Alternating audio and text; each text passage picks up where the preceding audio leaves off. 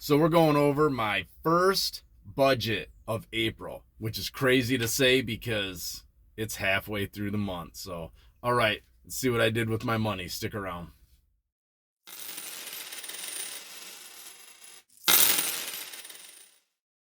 Hey, what's up, everybody? This is Leroy, and welcome to my channel, 40 and Broke, where we're all about getting out of debt, saving, investing, and getting our finances under control so we can live the life we've always dreamed of. Because that's what it's all about, living the life we've always dreamed of. So I got my budget here, and it's a written budget because a written budget is the most important thing you can do to get your finances under control.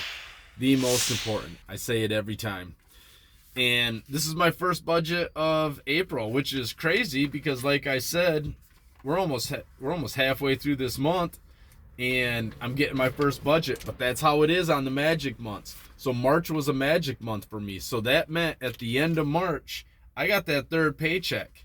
And a lot of people, they think, woohoo, I got a third paycheck. But you got to remember, you're going halfway through the month on your next month before you even get another paycheck. So you got to take that into account with that third paycheck. You got to be like, okay, all these bills at the beginning of the month have to be paid with that paycheck if you're not ahead. And you got to think the stuff that comes out at the end of the month, if it's coming out mid-month or something like that, you got to remember, that has to be taken into account with these budgets. So let's just go through and see what I had going on. I had a little bit of impulse spending this last weekend, so I had to change some things around. I'm not 100% certain what I'm going to do here yet, but this is what I have written down. So right off the rip, the wife got $700. So I started out, I had a relatively bigger check. It was $2,100. For 2 weeks. I get paid bi-weekly. So gave the wife $700, leaves me with $1,400 here. Right off the rip, $350 comes out of the mortgage, and then insurance gets $250, which that equals out to $600. M1 always gets $50 every paycheck every 2 weeks, so that's at $65. So I had to set aside $35 for my medical. That was $685. Josie needed her $75 set aside for her Panama trip. That puts us at $760. The van I'm buying got $100. Well, that puts us up to $860 now. I set aside $50 a month for the cats. So $25 was set aside for them, but I ended up buying them some stuff, so I actually set aside the full $50 for them, so they should be pretty good. They might need some more treats here pretty soon, because I give them treats because they're spoiled. So I'll probably have to set aside a little bit more, and I might have to bump that up. I just got to see how much it costs for those treats. Patreon, Canva, and Paramount, that gets $25 a month. So Patreon is, I have a $25 recurring Patreon every month, and then Canva to save up for the year, that's like $10 a month. It's $120 or something like that. And then Paramount, $60 for the year. So I figured that's another $5. So yeah, it's like $40. I figure if I bump that up to $50 a month, we'll be good. I want to put $50 into my emergency fund. Gas got $100. The wife and Josie are going to New York for a trip next year, so I had to set aside $200 for that. They'll need $2,000 by sometime next year. I don't know. So I just figured $200 a month. That covers the trip. Need to set aside $40 for my tags, and I got to get my renew my driver's license this year.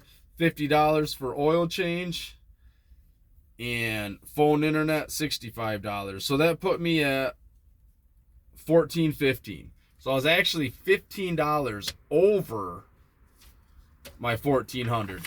But like I say, I always keep a buffer in there, and I had, I think, $125 in a buffer.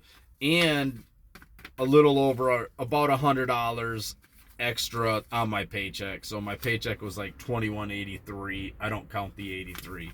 So, which that really helped me because, like I said, I did some impulse spending this weekend.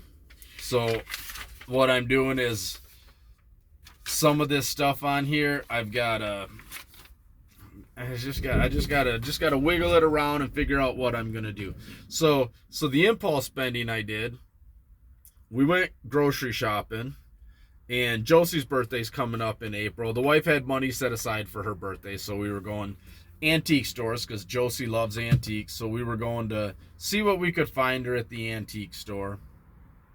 And then there is this, at this antique store, every time we go there, I guess there's this, I don't know if you know those music stands that hold sheet music.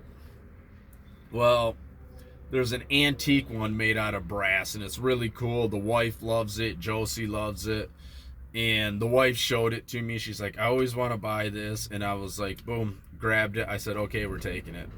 And that cost $85, which I will say might be a deal, because everything I looked up on eBay, there wasn't even one that was similar. There were ones that were similar to this, but not as ornate.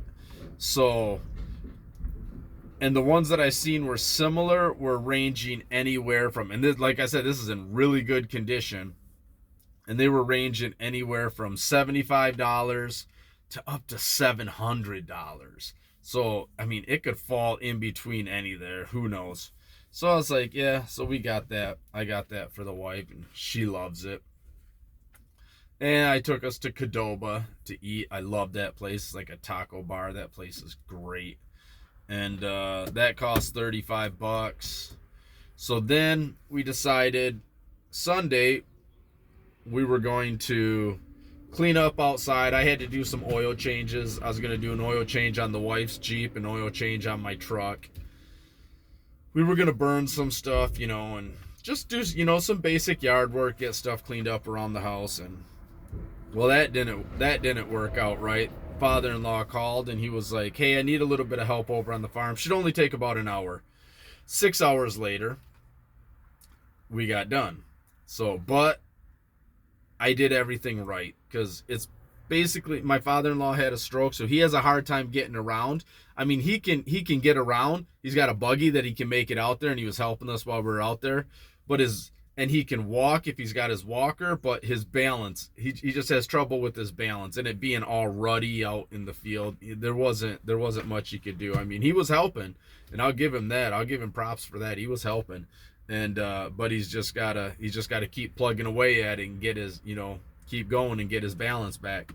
But so what I did was, since it's just my mother-in-law and she has a bad back and a bad neck, and because she had her neck broken when she was younger, so she gets pain in her neck, and the stuff's hard for her to do. So I made it so that all these gates swing, because before they'd just be tied up, kind of cobbled up. So now they swing. So all she has to do is unlatch them, swing them. Anywhere she goes that has an electric fence that she has to unhook, it's got a handle on it. So all she has to do is grab it, hook it, unhook it, boom, move it out of the way, swing the gate. Easy as pie, theoretically. So that took us about 6 hours, and then, the father-in-law was like, hey, we'll order pizza if you guys want to eat pizza. First, the wife was like, nah, because we hadn't eaten all day, and we went over there at 10 o'clock, didn't leave till 4, and she was like, I gotta eat now, I can't wait.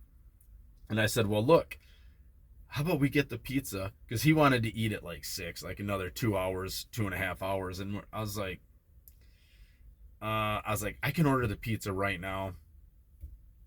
We can take it over. She's like, pizza's gonna upset my stomach. So I was like, well, I'll get you a ham and cheese sub. How's that sound? She's like, well, that sounds really good. So I ordered pizza, got the wife a ham and cheese sub. That cost me another $35. So I mean, we're looking at $155 in impulse spending right there. So there went almost all the buffer that I had. And then I must have bought something else during the week, because I had a little more on the impulse side than I thought. So on my credit card, there was just, you know what, it might have been some stuff. And the thing is, at the same time, it might have been stuff that I bought that was groceries that the wife didn't transfer over for groceries. Either way, I'll just pay for it. I'll just take it out of my buffer and, you know. But that's basically it. But that is why, right here, that's why it's so important to have a written budget. Because this is what I wanted to do. I had this written down the other day, and I didn't get a chance to record this, but because of this weekend, I had to change. I have to change a lot of this. So, and that's the thing about a budget. You know, you watch all these videos and everybody does amazing on their budgets, and you're just like, wow, these guys are awesome. They're doing awesome. And you think you might be failing on yours, but trust me, the people that are doing awesome on their budget, they used to fail on it just as much. They still fail on it just as much. But, you know, they've got that buffer to save them. And that's what budgeting does. It gives you that buffer. It tells your money where to go instead of wondering where it went. So there we go, everybody. That's my written budget, the most important tool in your financial toolkit. That's what it is for April. And all right, everybody, have a good one. Thanks for watching.